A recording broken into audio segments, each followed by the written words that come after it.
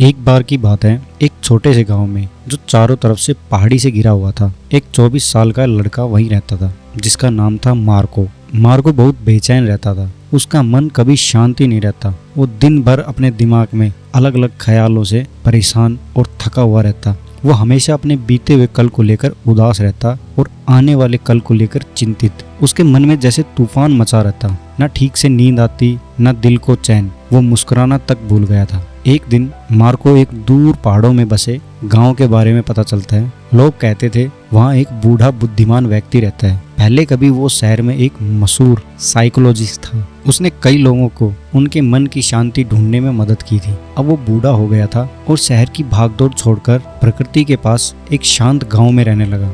कभी कभी वो वहाँ आने वाले लोगों को सलाह भी देता था। मार्को को उम्मीद की एक किरण दिखी। उसने सोचा शायद ये बूढ़ा आदमी मेरी कुछ मदद कर सके, शायद मुझे भी मन की शांति मिल जाए। कई दिनों के लंबे और थकाने वाले सफर के बाद मार्को उस पहाड़ी के गांव में पहुंचा। वहाँ एक छोटा सा घर था जो हरियाली से ढका हुआ था। घर के बरामदे में वो बूढ़ा आदमी चुपचाप बैठा था। उसकी आंखें बंद थी और उसके चेहरे पर एक अजीब सी शांति थी। मार्को धीरे धीरे उसके पास गया और कहा, दादाजी, मेरा मन बहुत अशांत है। मैं सोचते सोचते थक गया हूँ। मुझे अपने दिल में शांति चाहिए। क्या आप मेरी मदद कर सकते हैं? बूढ़े आदमी ने धीरे से आंखें खोली और मुस्कुराया। उसने कहा, तो तुम शांति ढूंढने आए हो? चलो मैं तुम्हें एक छोटा सा काम देता हूँ। वो मार्को को अपने छोटे से आंगन में ले गया। फिर उसने एक गिलास पानी से पूरी तरह भर दिया, इतना कि जरा सा भी हिलने से पानी छलक जाता। उसने वो गिलास मार्को को दिया और कहा, इस गिलास को लेकर गांव के छोर तक जाओ और फिर वापस आओ, लेकिन ध्यान रहे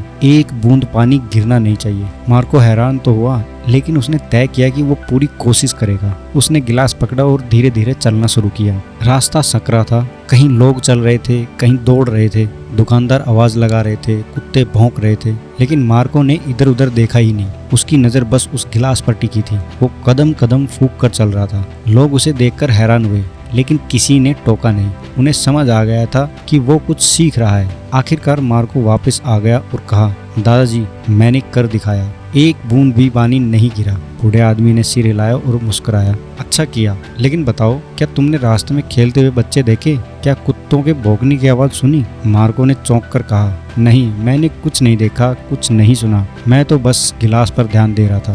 बूढ़ा आदमी फिर मुस्कुराया और बोला, बस यही तो राज है। ये शक्ति हमेशा तुम्हारे अंदर थी, लेकिन तुम उसे जानते नहीं थे। जब तुम्हारा मन इस पल में पूरी तरह मौजूद हो जाता है तो उसमें ना डर की जगह होती है, ना उलझन की, और ना ही बेकार के ख्यालों की। तुम बस उस गिलास के बारे में सोच रहे थे और उस समय तुम्हारा मन पूरी तरह से शांत था। तुम ना अतीत में थे ना भविष्य में, तुम बस अब में, इस पल में थे। धीरे धीरे मार्को को समझ में आने लगा, यही वो शांति थी जिसकी उसे तलाश थी। उन्होंने कहा कि शांति कहीं बाहर नहीं है, शांति हमारे अंदर ही होती है जब हम वर्तमान में जीते हैं। मार्को ने सिर हिलाया और धीरे से कहा, दादाजी, मैं अब समझ गया हूँ। अगर मुझे अपने मन को शांत करना है तो मुझे इसी पल में टिकना होगा। यही असली शांति है। बूढ़ा आदमी फिर मुस्कुराया। सूरज ढल रहा था, आसमान सुनहरा हो चला था, पंछी अपने घोंसले की ओर लौट रहे थे। मार्को अब घर लौटने लगा, लेकिन अब वो बड़े बेचैन युवक की तरह नहीं था। अब वो अंदर से शांत था, क्योंकि अब उसे मन को संभालना आ गया था।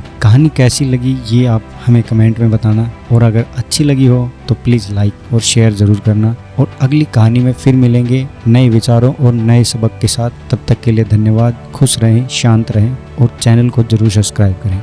जय हिंद।